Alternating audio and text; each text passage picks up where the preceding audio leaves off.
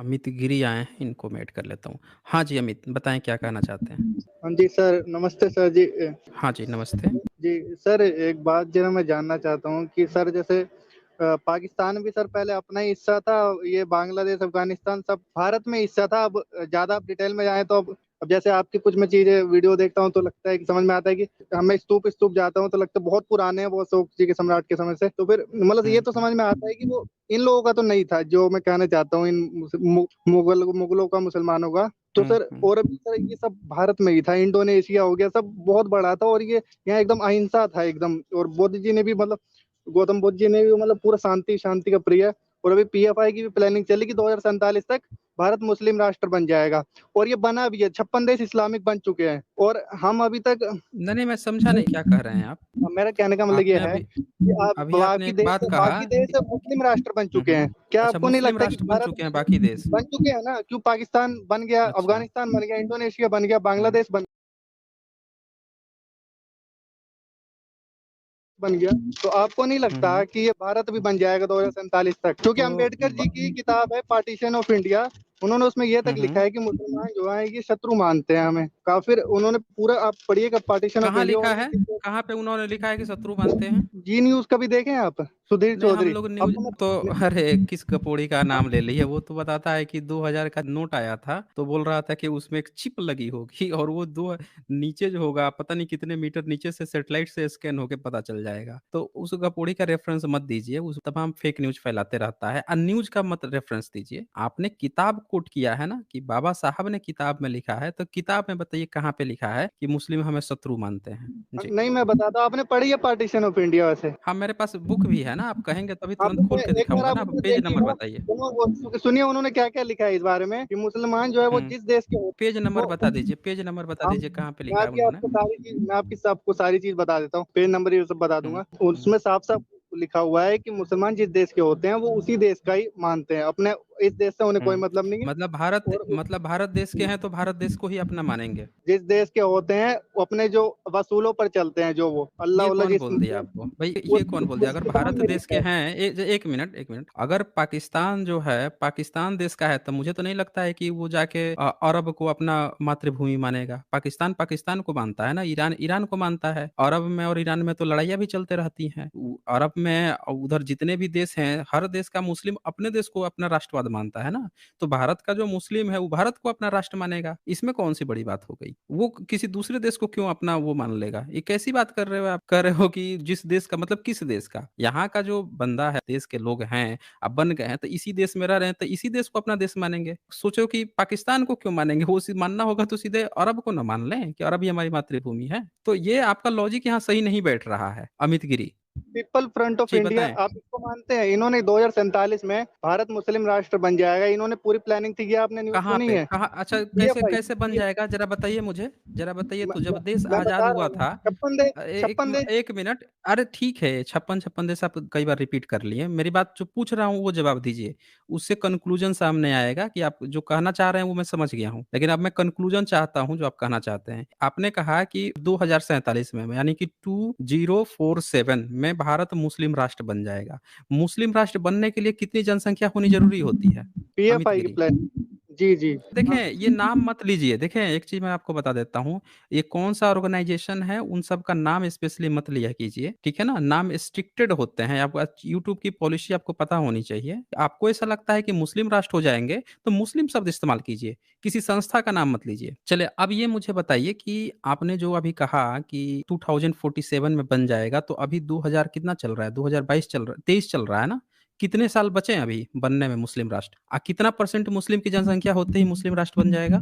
उनको जनसंख्या तो सर इनकी अगर 2-1 करोड़ भी हो तो भी ये बना देते हैं, वो अपना कानून नहीं, नहीं, वो लाके। तो ठीक उसमें ये अरे वो तो मैं जो पूछ रहा हूँ उसका आप नहीं जवाब दे रहे हैं। मैं ये पूछ रहा हूँ आपसे कि अभी कितना साल और बचा है मुस्लिम राष्ट्र बनने में? अब यही अभी अब हिसाब लग 2023 हो गया ना? 40, 45, 20, 25 हुँ, साल, हुँ। 30 साल, 30 साल लगभग इतना ही आ रहा है कुछ। अच्छा 47 में से आपने 23 जो है माइनस कर दिया, तो कितना बचा आपका? रुकिए, अब 20 माइनस, रुकिए आपको पूरा एग्ज़ैक्ट ही बता देता हूँ। 47, 24 53, 6, 7, 4, 2, हाँ जी 24 करेक्ट आप। अगले 24 साल में मुस्लिम राष्ट्र बन जाएगा। अच्छा, अभी कितना परसेंट है जनसंख्या मुस्लिम अभी का भारत जी में? 20 करोड़ से ऊपर ही है। 20 करोड़ से ऊपर है। और टोटल और भारत हिंदू की डिवाइड जनसंख्या है, कितनी हिंदू है? हिंदू जी, हिंदू जो है एक नहीं है, ये बात मैं जानता हूँ। वो यूनाइटेड, पूरे अच्छा जी। यूनाइटेड नहीं है, कुछ-कुछ जातियों के चलिए। कारण। वो मैं जानता अच्छा। हूँ, और इसलिए जी, हुँ। इसीलिए हम लोग ठीक पहले है। अंग्रेज़ों ने ठीक है, लूटा एक और 1 मिनट, अमित गिरी 1 मिनट, थोड़ा इत्मीनान रखें। आप जो बता रहे हैं वो मैं डेली फ़ेसबुक पे, व्हाट्सएप पे रोज़ पढ़ता हूँ मैं। तो वो सब मैं जानता हूँ जो आप कह रहे हैं। हम लोग कुछ निष्कर्ष निकालना चाहते हैं ना, हम लोग उस पर बात कर लेते हैं। आपकी बातों में थोड़ी-सी भी सच्चाई होगी तो सारे पब्लिक को दिख जाएगी ना, यहाँ तकरीबन 2000 लोग देख रहे हैं, उनको भी पता चलेगा ना आप क्या कहना चाहते हैं। तो हम लोग एक मुद्दे पर बात करें ना। चलिए ये बताएँ कि जब देश आज़ाद हुआ था तब मुस्लिम की जनसंख्या कितनी थी भारत में? जब देश आज़ाद हुआ था, उस समय इतना नहीं पता, पर एग्ज़ैक्ट में उस समय जो आया था कि 9% के करीब कुछ कह रहे थे कि देश 9% थे, और 9% अब था। ज़्यादा हो गए हैं। 9% था। अच्छा, 9% से अभी जब जो डेटा आई है, यहाँ पे जो डेटा आया है, उस हिसाब से मुस्लिम की संख्या 14.5% बताई गई है। 9% और यहाँ पे 14.5%, तो कितना हो गया? 2023 1947, 1947 से 2023 के बीच में कितने साल हुए हैं? इसका आपको आइडिया है? जी, ज़्यादा ही हो गया 70 साल से जो आप कह रहे हैं। कितना, 76 साल हो गया? हाँ, इतना लगभग हो गया, मतलब 50-60 सेवे साल से तो ऊपर हो 70, गया। मतलब 76 ईयर्स के लगभग, यही कहना चाह रहे हैं ना आप? जी, जी। 75 साल, उससे अधिक। तो ज़रा सोचिए, 75 साल में मुस्लिम की संख्या 9% से कितना परसेंट हुई है?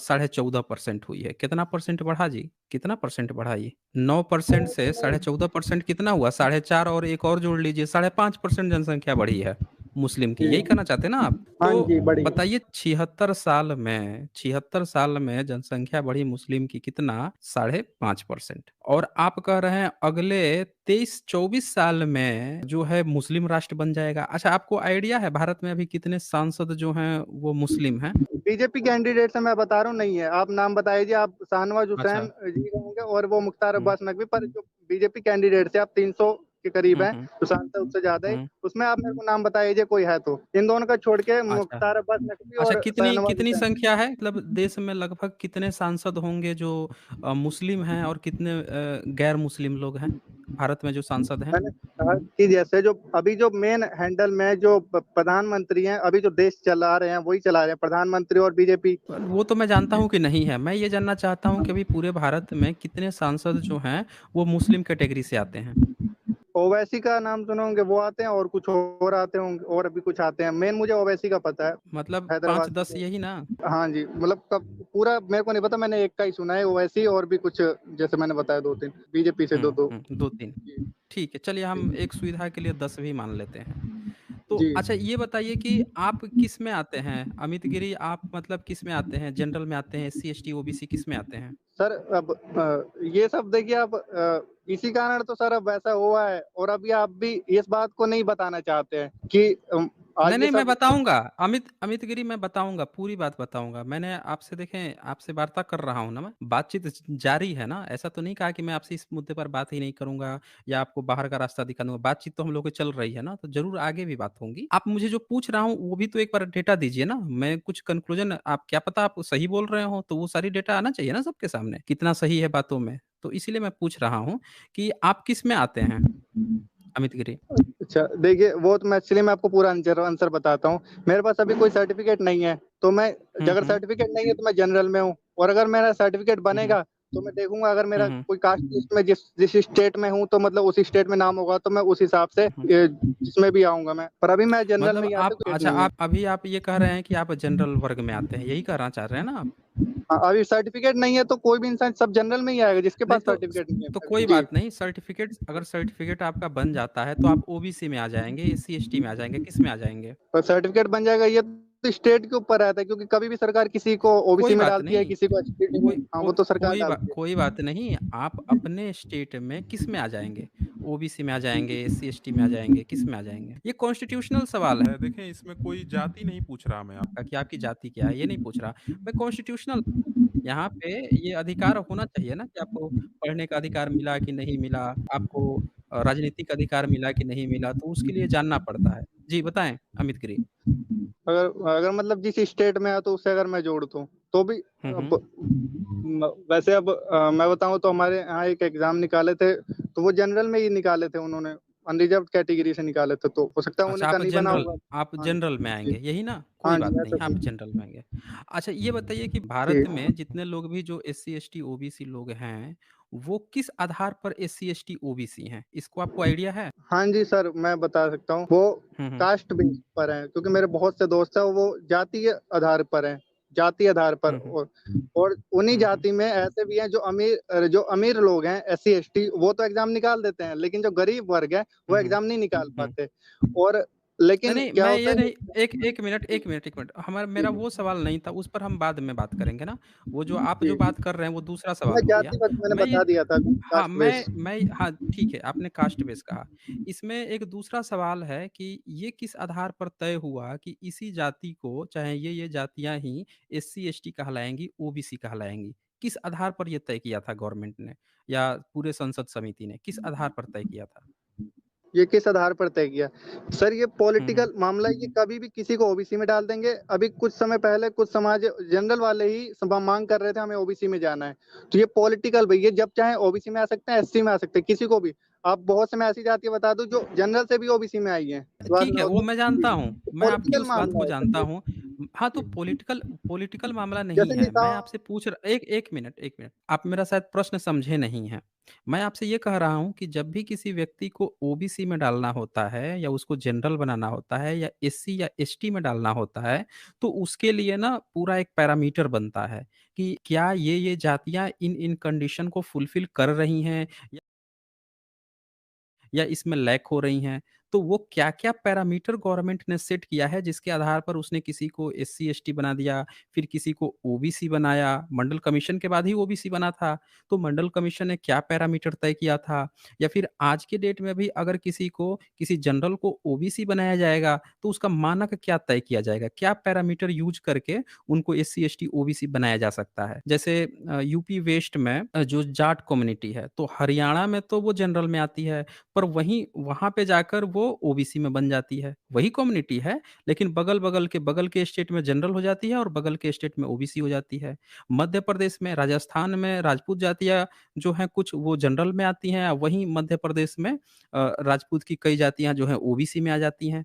तो इसको एक पैरामीटर होता है कि एक ही जाति जो है स्टेट में वो ओबीसी में रखी जा सकती है, पर उसका कंडीशन क्या है? मतलब क्या पैरामीटर वो जाति फुलफ़िल कर रही है जिसके कारण उसको ओबीसी में डाल दिया जाएगा या एससी-एसटी में डाल दिया जाएगा? ये मेरा प्रश्न है। जी सर, तो मेरा जहाँ तक मैं अपनी समझ से समझ पा रहा हूँ, तो ये इसको मैं जहाँ तक मैं मेरी अपनी सोच है, मैं इसमें ये कह सकता हूँ कि ये पॉलिटिकल मामला है। ये अगर आप ज़्यादा जनसंख्या है और आप डिमांड कर रहे हो, तो वो जो आपके द्वारा चुने गए जो विधायक है, वो आपको डाल देंगे। क्योंकि ऐसा बिहार में भी हमने देखा है कि क्या हुआ कि मैं जैसे पढ़ता है, मेरा नाम अमित गिरी, तो बिहार में ये 10 नामी गिरी हो गए और भी जो सरनेम आते हैं, अब गोस्वामी समाज के, तो वहाँ पे वो ओबीसी में मैं भी इस समय बिहार में नहीं हूँ, मैं तो काफ़ी साल से मध्य प्रदेश में हूँ। वो बिहार में उस समय वो जनरल से ओबीसी में ही उस ओबीसी में अब शायद आ गए हैं, तो वो जो उन्होंने ही चुना है और वो अभी-अभी करंट में हुआ है।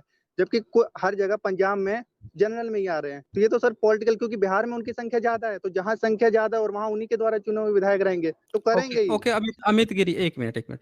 शायद अभी भी आप नहीं समझ पाए हैं। देखें, आप कहाँ पे लैग कर रहे हैं, वो चीज़ समझना ज़रूरी है। आपने जो कहा ना, आपने जो बात कह रहे हैं, वो अपने अपने हिसाब से तो आप सही कह रहे हैं। लेकिन मेरा प्रश्न थोड़ा डिफरेंट है। किसी भी जगह पे कोई भी जो आप कह रहे हैं कि पॉलिटिकल पार्टी के कारण या पॉलिटिकल लोग करते थे, वैसा नहीं होता है। उस जाति का कुछ क्राइटेरिया होता है, एक सर्वे कराया जाता है हर जाति का। जैसे मंडल कमीशन जो है, उसने सर्वे किया, फिर सच्चर कमिटी ने सर्वे किया। आप जो शुरू में बोल रहे थे ना कि भारत मुस्लिम राष्ट्र बन जाएगा, तो सच्चर कमिटी ने सर्वे किया, सर्वे करके ये बताया कि मुस्लिम की हालत जो है, वो भारत में एससी-एसटी से भी बदतर हो गई है। गवर्नमेंट में जो रिप्रेजेंटेशन है, वो बहुत बद से बदतर हो गया है। आईएस-पीसीएस जो हैं, जैसे जनसंख्या 14.5% है, गवर्नमेंट में उनकी प्रेज़ेंस नदारद है। किसी भी देश में किसी की भी जनसंख्या जितनी होती है ना, उतना रिप्रेजेंटेशन उनका होना चाहिए। जैसे देश में अगर 14% 14.5% मुस्लिम हैं, तो हर जगह 14% सांसद या साढ़े 14% सांसद होने चाहिए। नौकरी में भी 14 साढ़े 14% इनके लोग होने चाहिए। हर जगह बिज़नेस में भी इतने लोग होने चाहिए, हर जगह। लेकिन ये कुछ भी नहीं है। भारत में एससी-एसटी से भी ज़्यादा दयनीय हो गए हैं, सच्चर कमेटी ने ये रिपोर्ट दी। अच्छा, इसी तरह से मंडल कमीशन आया था, तो आप जो कह रहे हैं ना कि जो गिरी हैं वो ओबीसी में डाल दिए गए हैं बिहार में और कुछ राज्यों में जो हैं वो जनरल में आते हैं। तो उसी तरह से यादव भी कुछ राज्यों में जनरल में आते हैं, जाट भी कुछ राज्यों में जनरल में आते हैं, राजपूत भी कुछ राज्यों में जनरल में आते हैं, कुछ में ओबीसी आते हैं, इसमें कोई बड़ी बात नहीं है। आधार जो मैंने पूछा ना किस आधार पर उनको ओबीसी किया जाता है, उसका आधार ये होता है कि जाति जो है, उस जाति की उपजाति होती है। वो जातियाँ जो हैं, क्या सामाजिक रूप से आगे हैं? क्या उनके लोग सरकारी नौकरियों में जा पा रहे हैं? प्रतिनिधित्व उनको मिल पा रहा है? ये सारा सिनेरियो देखा जाता है। क्या शैक्षणिक रूप से वो पीछे तो नहीं है उन जातियों का?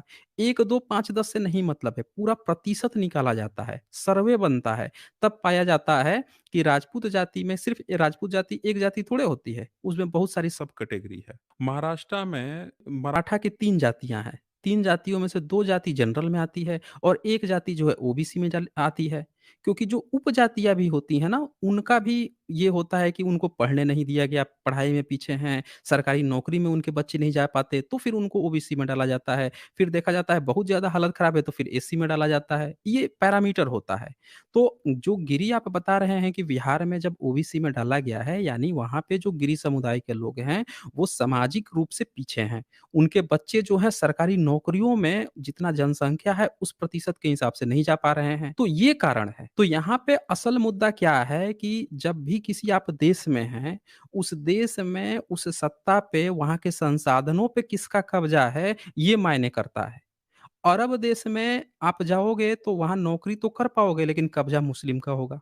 भारत में अभी जो सिनेरियो है, ज़रा सोचें आप जिस समुदाय से बिलॉन्ग करते हैं गिरी से, उसको ओबीसी में डाला जा रहा है। क्यों? क्योंकि वो सामाजिक रूप से, शैक्षणिक रूप से देखा जा रहा है कि पीछे है। तब उसको ओबीसी में लाया जा रहा है कि इसको भी अधिकार मिले। तो यहाँ पे आपको ये बात समझने की ज़रूरत है। बोले अमित गिरी। जैसे कश्मीर में आप जानते हैं कि किनकी संख्या ज़्यादा है और वहाँ जो संख्यक लोग थे जो जो हिंदू के सभी मैं जातियों की बात कर रहा हूँ ब्राह्मण भी और ये जो जाट और अलग-अलग जितने भी राजपूत सब जातियों की जिनकी संख्या बढ़ी है और ये आप भी जानते हैं किनकी संख्या बढ़ी है और आज कितनी परसेंट 90% से ज़्यादा उनकी है।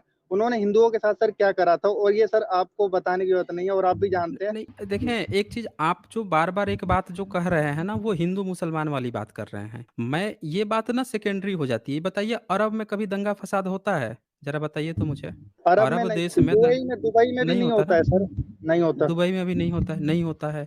अच्छा नहीं चीन में होता। दंगा-फ़साद मुस्लिम करते हैं? चा चीन में? चाइना में तो ये अच्छे से वोट लगा देते हैं, जो वहाँ की कम्युनिस्ट लगा सरकार देते हैं है, ना? पूरा हाँ, अच्छे से लगा लगाते हैं देती है सर ना? वो। जी, लगा जी। देते हैं ना? अच्छा जी, जापान में सही है। दंगा-फ़साद मुस्लिम करते हैं नहीं जापान सर, में? वहाँ भी देखिए मलेशिया ये में? बुद्धिस्ट जो होते हैं वो थोड़े मतलब समझ ये मैं जानता हूँ कि वो पता नहीं शायद इनसे डरते हैं अच्छा कि मैंने देखा हूँ म्यांमार में नहीं सोचिए, कर पाते। नहीं कर पाते ना? तो नहीं यहाँ सर पे वो हाँ, तो आपका जो सवाल था ना शुरू वाला, उसका जवाब ये है कि मुस्लिम जो है, जो आप कह रहे थे कि भारत में अफ़गानिस्तान देखें कैसे वो बन गया, वो राष्ट्र बन गया मतलब मुस्लिम बन गया, बुद्धिस्ट देश जो हैं, भारत में बुद्ध ने अहिंसा की शिक्षा दे दी, तो ये हो गया। तो ये आपका भ्रम था दरअसल। किसी भी बुद्धिस्ट देश में मुस्लिम जो हैं, बहुत ज़्यादा दंगा-फ़साद नहीं कर पाते। मुस्लिम भी इंसान ही हैं, उसी जगह पे दंगा-फ़साद कर पाते हैं जहाँ पे उनसे करवाया जाता है। भारत में दंगा होगा तभी ना कर पाएँगे, चीन में काहे नहीं दंगा कर ले रहे हैं, है तो वहाँ पे भी मुस्लिम। आप कह रहे हो वाट लगा देते हैं तो भारत में काहे नहीं वाट लगा? भारत में भी दंगा क्यों हो जाता है बार-बार? ये पूछना पड़ेगा ना। तो यही चीज़ आपको देखिए म्यांमार में भी दंगा एक बार हुआ था, वहाँ पे भी कंट्रोल है। और भी बहुत सारे बुद्धिस्ट देश हैं और भी सारे एशिया के देश हैं, मुस्लिम वहाँ पे भी रहते हैं लेकिन दंगा नहीं होता। दंगा दरअसल करवाया जाता है। आपके माइंड में ये सेटअप करा दिया गया है कि इतने साल बाद यहाँ पे जो है भारत जो है वो बन जाएगा, मुस्लिम राष्ट्र बन जाएगा। लेकिन भारत में सिर्फ़ 14.5% है। आप और देशों में चले जाइए, मलेशिया में चले जाइए, तो वहाँ पे मुझे लगता है कि 25-30%, 40% तक मुस्लिम हैं। लेकिन मुस्लिम राष्ट्र नहीं बन पाया। और भी बहुत सारे देश हैं जहाँ पे मुस्लिम की संख्या भारत से भी ज़्यादा है प्रतिशत वाइज़, लेकिन नहीं बन पाए वो मुस्लिम राष्ट्र। तो ये ज़बरदस्ती का ना एक propaganda WhatsApp university, Facebook university से फैलाया गया है, इम्प्लीमेंट किया गया है और अमित गिरी आप पर विशेषकर इसका प्रभाव इसलिए पड़ा है क्योंकि आपको ये नहीं पता है कि आप जो अपने को जनरल में समझ रहे थे, जबकि आपके समुदाय को ओबीसी में डाला गया है, कि आपके लोगों को प्रतिनिधित्व ही नहीं मिल पा रहा है भारत में। आपकी जो मेन लड़ाई है वो अपने प्रतिनिधित्व की है। आपके देश में आपको अधिकार मिलना चाहिए, आपके समुदाय जो है उनको नौकरियाँ मिलनी चाहिए, आपको नौकरी मिलनी चाहिए, संसाधनों पे आपका हक होना चाहिए। तो इसकी लड़ाई आप न लड़ के, आप क्या लड़ाई आपके दिमाग में फिट कर दिया गया है कि मुस्लिम राष्ट्र हो जाएगा, मुस्लिम की वाट लगानी है और ये हो जाएगी। जबकि सच्चाई ये है, सच्चर कमेटी बता रही है कि मुस्लिम की हालत तो एससी-एसटी से भी ज़्यादा बुरी हो गई है, संसाधनों के मामले में। तो बिल्कुल ही फेक प्रोपेगेंडा है अमित गिरी, बहुत ही फेक प्रोपेगेंडा है। यहाँ पे एक चीज़ आप देख लीजिए कि आप हिंदू-मुसलमान कर रहे हैं, पर ज़रा मुझे ये बता दीजिए कि भारत में जो टॉप 100 जो धनीपति लोग हैं, उनमें से उनके कितने बच्चे हिंदू-मुसलमान कर रहे हैं? आपको इसका आइडिया है अमित गिरी? कभी मुँह से सर मैंने उनके सुना नहीं हूँ, पर इसलिए मैं नहीं कह नहीं सुने सकता। ना? नहीं, नहीं। नहीं सुने हैं। तो इसीलिए ये लड़ाई जो है ना अमित गिरी, ये हर व्यक्ति जो है उसके समुदाय की लड़ाई है। हम भारत में रहते हैं तो हमारे समुदाय के लोगों को भी हक मिलना चाहिए। मुस्लिम की स्थिति बहुत बुरी हो गई है। ये सिर्फ़ एक फ़ेसबुक, व्हाट्सएप में पता नहीं कौन ये प्रचार कर रहा है। भई 2047 में जनसंख्या भी इनकी बढ़ गई तो कहाँ होगा? कोई है नहीं ना। इसीलिए मैंने पूछा भारत में कितने सांसद हैं मुस्लिम के? पहले ज़्यादा होते थे, अब तो और कम हो गए हैं, आगे और भी कम होते जाएँगे। अल्पसंख्यक जो है हमेशा ही किसी देश में दबाया जाता है। पाकिस्तान में हिंदू-हिंदू कह-कह के हिंदुओं को खत्म कर दिए। भारत में भी आप लोग चाहते हो कि यहाँ पे हम अल्पसंख्यक कह-कह के यहाँ के समुदायों को खत्म कर दें। अगर ये समुदाय खत्म हो गए ना मुस्लिम, तो समझिए कि जो ओबीसी आज की डेट में है, एससी-एसटी है, इनका बहुत ज़्यादा बुरा हाल हो जाएगा। क्योंकि जब के सामने कोई दुश्मन नहीं रहता है ना, तो एक दूसरा दुश्मन खोज लिया जाता है। एक कहावत है कि जब रसिया ने हमला किया था अफ़गानिस्तान में, तो पठान जो थे वहाँ के, उनको समझाया, अमेरिका ने समझाया कि देखो तुम्हारा धर्म जिहाद की अनुमति देता है, तुम्हारे धर्म पे, तुम्हारे देश पे किसी ने हमला किया है और उनको उनके धर्म से खूब रूबरू कराया गया। पठानों में जोश आ गया, उन्होंने रसियन से लड़ाई कर दी। जब रसियन वहाँ से चले गए, तो अब उनको धर्म में लपेट कर जो एक पूरी फ़ौज खड़ी की गई थी, जो तालिबान का आकार ले रहा था, उनको अब खोजना था कि भई अब क्या करें? क्योंकि अब उनकी प्रवृत्ति हो गई थी लड़ाई करना, अब वो क्या करें? तो उन्होंने वहाँ पे ऐसे काम करना शुरू कर दिया, कभी अमेरिका पे भी अटैक मार दिए, फिर अमेरिका घुस के उनको ठोका। अब उनकी लड़ाई जो है पाकिस्तान से भी हो जाती है, उनकी भी आर्मी को पकड़ के वो शहीद कर दे रहे हैं। तो जिसमें ये प्रवृत्ति किसी ने घुसा दी ना लड़ाई झगड़े करने की, ये करने की, वो लड़ते रहेगा, वो फिर बर्बाद हो जाएगा। अफ़गानिस्तान कभी अपने ही देश का हिस्सा था, अपना जम्बू द्वीप का हिस्सा था, वहाँ पे बुद्ध की मूर्ति आज मिलती है और वहाँ के लोगों को देखें धर्म के नाम पर कैसे हिंसक बना दिया गया। आज से 70-80 साल पहले अफ़गानिस्तान में इतना अफरा-तफरी नहीं थी, तभी तो बुद्ध की मूर्तियाँ तब तक बची हुई थी। बुद्ध की मूर्ति कब तोड़ी गई? इधर तोड़ी गई है ना, पिछले 25 साल के अंदर तोड़ी गई है। अब तक क्यों खड़ी थी? मुस्लिम तो तब भी रह रहे थे, लेकिन क्यों खड़ी थी? क्योंकि उनके भीतर कोई धर्म को लेकर, मज़हब को लेकर कोई उफान मचाने वाला नहीं था। और भारत में अभी आपके अंदर जो हिंदू-मुसलमान जो घुसेड़ा गया है, ये वैसा ही है जैसा वहाँ पे घुसेड़ के इस तरह से तूफ़ान मचवा दिया गया। तो बेहतर है कि हम लोग हिंदू-मुसलमान ना करें। आपको पता है अमित गिरी आपका कितना प्रतिशत है आपकी कम्युनिटी का भारत में? इसका आइडिया है आपको? सर 1 मतलब सर उतना तो एग्ज़ैक्ट नहीं पता, पर सर ज़्यादा ही, मतलब सर उतना भी कितना ज़्यादा नहीं, पर परसेंट? सर इतना एग्ज़ैक्टली में तो किसी का भी सर इतना ज़्यादा नहीं होता है, क्योंकि सब तो डिवाइडेड ही होते हैं। तो इसी तरह से भारत में जितनी भी कम्युनिटी है, हर कम्युनिटी का उसके प्रतिशत के अनुसार उसको हक मिलना चाहिए। अभी किसका हक है? आपको पता है किसका हक है? अभी सबसे ज़्यादा जो नौकरियाँ हैं, उनमें किसका हक है? कौन लोग कब्ज़ा करके बैठे हुए हैं? ये आपको आइडिया है? भारत की सर जितनी देखिए, अब नौकरी हैं रिज़र्वेशन तो सर 50% तो सर सबको मिल रहा है ना सर, आईएएस में भी, हर चीज़ में नहीं सर, नहीं, तो कहाँ दिया गया है? कहाँ दिया गया है ये 19 रिज़र्वेशन? सेंट्रल लिस्ट में सर हाँ, बताइए। रिज़र्वेशन, सर मैं नहीं बताता हूँ इन सर, इन यूपीएससी में भी हाँ, बोलिए, बोलिए। 50% जो होते हैं, जैसे अनरिजर्व्ड कैटेगरी के जो बनते हैं, तो सर उसमें भी सर कुछ तो आ जाते हैं। तो सर ये मतलब मान लीजिए 40% सर अनरिजर्व्ड कैटेगरी के अगर पूरे बन भी रहे हैं, तो सर 60% तो सर सबको सर मिल रहा है सर, एससी के भी बनते हैं, एसटी के भी बनते हैं सर, ओबीसी के भी बनते, सर सब सब मिल रहा है, सब रिजर्वेशन। और सर आज के समय सर सब खुश है सर, मेरे जितने एससी एसटी या अब जैसे कोई ओबीसी में, अब ओबीसी में तो बांटा गया सबको अलग, तो सर सबको सर कोई कोई दुखी नहीं है, क्योंकि सर रिजर्वेशन आज के समय ईडब्ल्यूएस नाम से मिल रहा है सर, सबको मिल रहा है रिजर्वेशन, कोई दुखी नहीं है।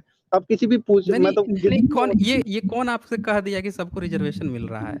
ये किसने आपको डेटा दे दिया ये? 7% ओबीसी, 7.5% और वो एसटी, और फिर ये एससी में भी 10% से ज्यादा है, और सर जनरल को 10% ईडब्ल्यूएस के नाम से। तो सर आज ये लोग दुखी कैसे हो सकते हैं? वो तो पूरे देश में सर। और सर आप जो ऐसे बताते हैं कि मंदिर में नहीं घुसने दिया जाता, सर सब लोग आज मंदिर में जा रहे हैं सर, आप खुद सो देखिए तो अच्छा, हर कोविद जी का जगह घटना आपने सुना था? जी जी हाँ, उनका मैं सुना था वो। हाँ, क्या पर हुआ था उनके साथ? बाद में पर न्यूज आई थी कि बाद में उन्हें पर एंट्री करने दे दी गई थी।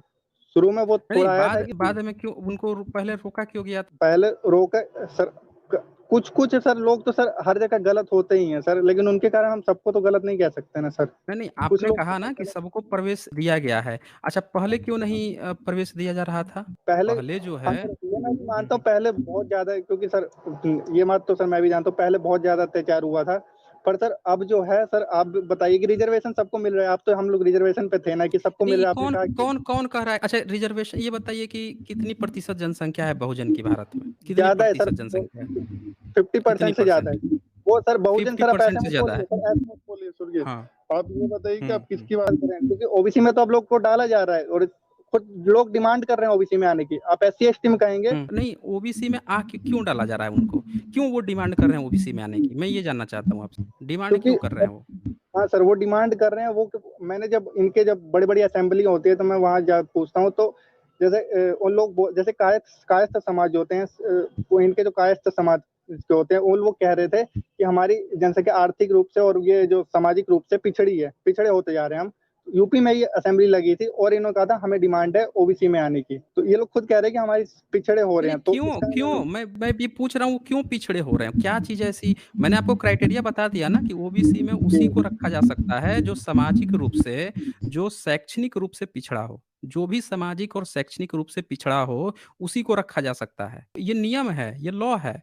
तो ये कौन से लोग हैं जिनको जो सामाजिक रूप से, शैक्षणिक रूप से पीछे होते जा रहे हैं? अमित गिरी, देश आज़ाद हुआ 75 साल के और आपकी कम्युनिटी जो है ओबीसी में डाली जा रही है। यानी कि देश आज़ाद होने के बाद से आपका तो आगे बढ़ना चाहिए था, आपकी कम्युनिटी पीछे जा रही है, तो आगे फिर कौन जा रहा है? आगे जा कौन रहा है? बताइए अमित गिरी।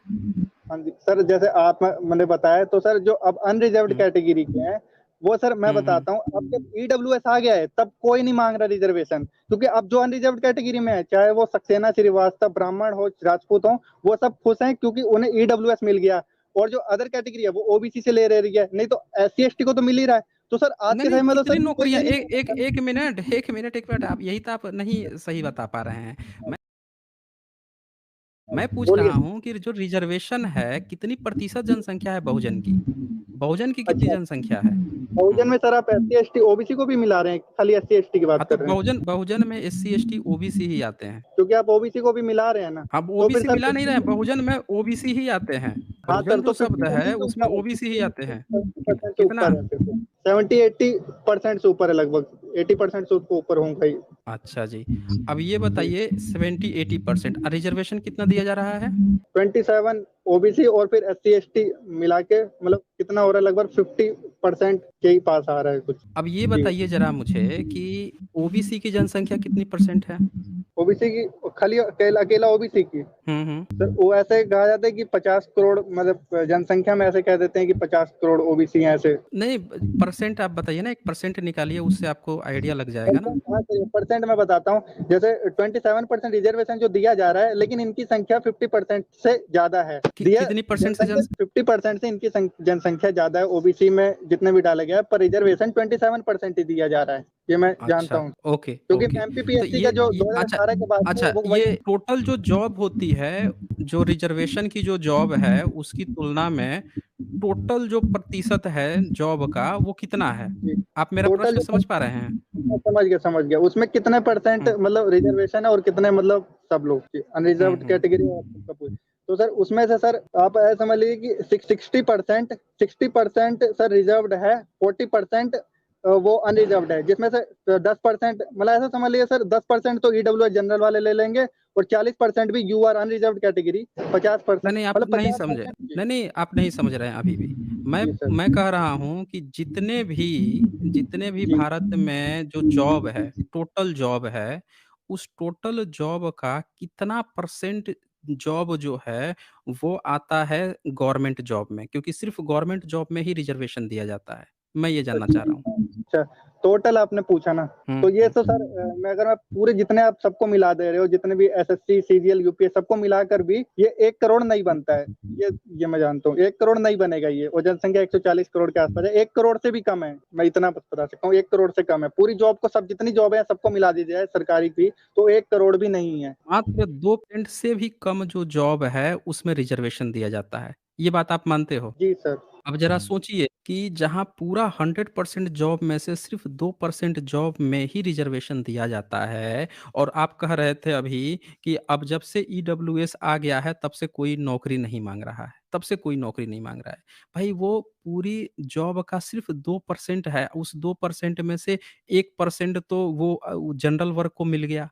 जबकि उनकी संख्या कितनी है, तो 10 से 15% जनसंख्या है, और वो जो है 50% ले जाते हैं, उसमें भी 10% अपना रिजर्वेशन भी ले लिए ईडब्ल्यूएस का, और बाकी जो ओबीसी की आप बात कर रहे हैं, उनको मात्र 27%, उनकी जनसंख्या है 52%, उनको मिलना चाहिए टोटल 52% रिप्रेजेंटेशन। और ये जो है ना, जो आप कह रहे थे कि ईडब्ल्यूएस आ गया तब से लोग रिजर्वेशन का, भाई रिजर्वेशन जो है गरीबी उन्मूलन केंद्र नहीं है, वो रिप्रेजेंटेशन है, आपकी जाति का रिप्रेजेंटेशन है। आप अमित गिरी जिस जाति से आते हैं, तो सरकारी नौकरी में आपका प्रतिनिधित्व होना चाहिए कि ये कम्युनिटी के लोग भी यहाँ पे हों, उस कम्युनिटी के लोग भी हों, और उस कम्युनिटी, हर कम्युनिटी के लोग वहाँ होने चाहिए।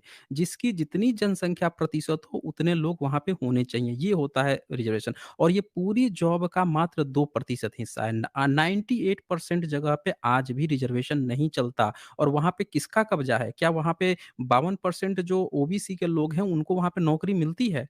आइडिया है आपको, अमित गिरी? जित सेक्टर है, क्या वहाँ अपनी जनसंख्या के अनुपात में ओबीसी हैं 52% वहाँ पे? सर मैं आपकी बात को जो एनालाइज़ से समझ पा रहा हूँ कि हम में से मैंने जो खाली गवर्नमेंट सेक्टर देखा है कि यहाँ पर रिज़र्वेशन मिल गया तो हालत सुधर गई। तो अब आप जो प्राइवेट सेक्टर पे जा रहे हैं, तो जितनी बड़ी-बड़ी कंपनी है वो सर रिज़र्वेशन पे तो सर नहीं देती हैं। तो वहाँ तो सर टैलेंट मतलब थोड़ा इंटरव्यू वगैरह सब होता है। अब तो सर वहाँ पर तो सर टैलेंट इंटरव्यू सर उसमें तो सर सब बराबर पे आ जा रहे हैं ना सर। नहीं, नहीं, ये कौन कह दिया कि टैलेंट पे होता है वहाँ पे? ये सर किसने कह क्योंकि दिया कि सर टैलेंट पे होता है? इंटरव्यू होता है सर वहाँ तो। मतलब टीसीएस नहीं, में नहीं, भी इन्फोसिस इंटरव्यू, में भी। 1 मिनट, इंटरव्यू जी। प्राइवेट सेक्टर में इंटरव्यू होता है, हमें नहीं पता है क्या प्राइवेट सेक्टर में इंटरव्यू कैसे होता है? वहाँ पे रेफ़रेंस काम करता है ना। अगर इंटरव्यू से होता, तो इतने सारे जो बच्चे इंजीनियरिंग कर रहे हैं, उसमें से सबसे ज़्यादा जो नौकरियाँ हैं, वो जो सो कॉल्ड जो सवर्ण लोग हैं, उन्हीं की क्यों लग रही है? ओबीसी, एससी, एसटी के जो बच्चे हैं, वो उनकी क्यों नहीं नौकरी लग जाती है? और यहाँ पे तो बात ही नहीं है इसकी रिज़र्वेशन की। यहाँ पे जब फुल्ली ओपन है, इंटरव्यू से आपको किसी को लेना है, तो आपको तो सबको लेना चाहिए। आप क्यों अपने कैटेगरी को ही ले रहे हो? केवल वहाँ पे सो कॉल्ड अपर कास्ट के ही बच्चे, ब्राह्मणिकल बच्चे ही क्यों वहाँ पे जा रहे हैं? इससे ये पता चल रहा है कि पहले से ही उनके दादा-ताऊ और ये सारे लोग बैठे हुए हैं, वो अपने बच्चे को ले लेते हैं। जाति देख के ले लेते हैं। ये बहुत सारे सर्वे हैं। आप बोल रहे थे ना कि रिज़र्वेशन मिल गया है, सबको अधिकार मिल गया है। मैं आपको ये डेटा दिखाता हूँ। ये देखिए, ये डेटा आपको दिख रहा है यहाँ पे? जी सर, वो लाल रंग जी। हाँ, इस डेटा में देखिए, जो सबसे नीचे वाली लाइन है, ये जनरल की लाइन है। जो सबसे नीचे लाइन है जनरल की, और ये जो 100% जो आप बोल रहे थे ना कि रिज़र्वेशन मिल गया है 50-50%, तो 50% मिला है रिज़र्वेशन, तो 50% ही जनरल होना चाहिए, नीचे नीचे वाली लाइन में 50%। लेकिन देखें ये कहाँ तक पहुँचा हुआ है? ये देखिए, ये प्रोफ़ेसर का जो रिज़र्वेशन है जनरल कैटेगरी का, ये तो 100 के लगभग में है। 100, 90 से आगे है। 92, 93, 94 यहाँ तक पूरा कब्ज़ा करके बैठा हुआ है। तो 50% रिज़र्वेशन दिखाने के लिए मिला है, लेकिन सच्चाई ये है कि हर पोस्ट पर ब्राह्मणवादी लोग, सो कॉल्ड जनरल कास्ट के लोग ही बैठे हैं, वो जगह फुलफ़िल नहीं होती है। ये इस हकीकत है अमित गिरी। और ये बातें बच्चे जान ना जाएँ, ओबीसी के बच्चे ना जान जाएँ, एससी-एसटी के बच्चे ना जान जाएँ कि हमें जहाँ कॉन्स्टिट्यूशन हमको राइट दिया है कि हमको ये मिलना चाहिए, वो बच्चे ये बात ना जान जाएँ तो इनको हिंदू-मुसलमान पकड़ा दिया जाता है कि भाई देखो, देखो मुसलमान जो है अपने देश को मुस्लिम राष्ट्र बना देगा, जाओ तुम लड़ो। अब वो बच्चा दिन-रात जाके हिंदू-मुसलमान कर रहा है, क्योंकि उसको अब हक अधिकार तो मिला नहीं, वहाँ तो बैठ के ही कब्ज़ा किया हुआ है। अगर यहाँ पे मुस्लिम बैठ के कब्ज़ा किया होता, तब आप जाके कहते हैं ना कि मुस्लिम ने हमारा कब्ज़ा कर रखा है संसाधन पे। भाई अंग्रेज को हम लोग क्यों भगाए थे? देश से अंग्रेजों को क्यों भगाया गया? आपको आइडिया है अमित गिरी क्यों भगाया गया था? सर वो बड़ी-बड़ी आईएएस जैसी पोस्ट हर जगह वही आ गए थे और इवन पॉलिटिकल में भी डिप्टी कलेक्टर मतलब कलेक्टर से बढ़कर जितने भी हर जगह बड़ी-बड़ी जितनी पोस्ट थी, वो वहाँ पर आ चुके थे। मतलब ये हुआ कि उन्होंने सारे पोस्ट पे कब्जा कर लिया था, हर जगह वो बैठे थे और भारतीयों को ऐसा महसूस होता था कि हमें अपने ही देश में मुझे अधिकार नहीं मिल रहा है, अंग्रेज़ों के नीचे रहना पड़ रहा है। तो यही चीज़ तो यहाँ भी दिख रहा है। हमने अंग्रेज़ को क्यों भगाया? क्योंकि अंग्रेज़ ने कब्जा करके रखा, हमें अधिकार। तो यहाँ पे कब्जा करके तो ये सो कॉल्ड ब्राह्मणवादी लोग बैठे हुए हैं और आपको समझा दिया जा रहा है हिंदू-मुसलमान। अमित गिरी, यहाँ पे जो कब्जा करके रखा गया है, फाइटिंग उससे होती है, उससे नहीं होती है जो ऑलरेडी नीचे दबा हुआ है, जिसकी स्थिति बहुत बद से बदतर हो गई है। तो ये गलत लड़ाई आप लड़ रहे हैं। आपको अपने हक अधिकार की लड़ाई लड़नी है कि आपके जो संसाधन कॉन्स्टिट्यूशन आपको देता है, वहाँ पे कौन बैठा हुआ है। ये असल चीज़ है। चलें अमित गिरी, बहुत आपसे डिस्कशन हुआ। एक बार आप इसको रिमाइंड करके देखिएगा। और मैंने ना कास्ट सेंसस पे एक स्ट्रीम की है। ये जो नेचर का मैं आपको रिसर्च दिखा रहा हूँ, एसजेएल 220 है, स्ट्रीम है, उसको एक बार इसी चैनल पर देख लीजिएगा। शुरू का 1 घंटा प्रेज़ेंटेशन ज़रूर देखिएगा। आपको अपने हक अधिकार की लड़ाई लड़नी है। अंग्रेज़ों से हम लोग इसीलिए लड़े थे, हक पे कब्ज़ा किया। मुस्लिम भी जब हक अधिकार पे कब्ज़ा किए थे बाबर और ये, तब उनसे लड़ाई होने की बात हो रही थी, लेकिन कोई लड़ा नहीं था। ये सब तो जाके चाटुकार बन गए थे। जिस अकबर को ये लोग अपना ब्राह्मण भाई बना के बैठ गए थे और आज जो है बता रहे हैं कि मुस्लिम हमारा दुश्मन है। हैं? कब्ज़ा करके ये बैठे हैं। तो इसीलिए लड़ाई हक अधिकार की होनी चाहिए। गलत जगह आप फाइट करोगे तो आप यूज़ हो रहे हो एक तरह से। चलें अमित गिरी, ओके।